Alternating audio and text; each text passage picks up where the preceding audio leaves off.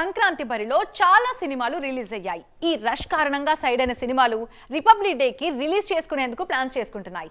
అయితే ఈ cinema result పరిస్థితి ఎలా ఉన్నా ఆ సినిమాలకు కొనసాగింపులు మాత్రం ఇప్పుడు హాట్ టాపిక్ అవుతున్నాయి. సంక్రాంతి బరిలో కాస్త ఎర్లీగా వచ్చిన cinema Hanuman.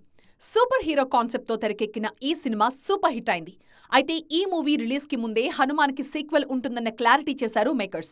After release sequel title జై హనుమాన్ అన్న అనౌన్స్మెంట్ తో పాటుగా 2025లో రిలీజ్ ఉంటుందని కన్ఫర్మ్ చేశారు. సంక్రాంతి బరిలో నిరాశపరిచిన మూవీ సైంధవ.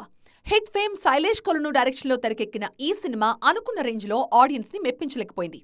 అయితే ఈ సినిమాకి సీక్వెల్ ఉంటుందన్న న్యూస్ మాత్రం ట్రెండింగ్ లో ఉంది. సైకో పేరుతో సీక్వెల్ ని రూపొందించబోతున్నట్టుగా వెల్లడించారు. సంక్రాంతి బరిలో తెలుగు రిలీజ్ మిస్ అయిన ఐలాన్ తమిళనాట సూపర్ హిట్ టాక్ తో దూసుకుపోతోంది. సైన్స్ ఫిక్షన్ కాన్సెప్ట్ తో తెరకెక్కిన ఈ సినిమాకు సీక్వెల్ ఉంటుందన్న హింట్ కూడా ఇచ్చేశారు మేకర్స్.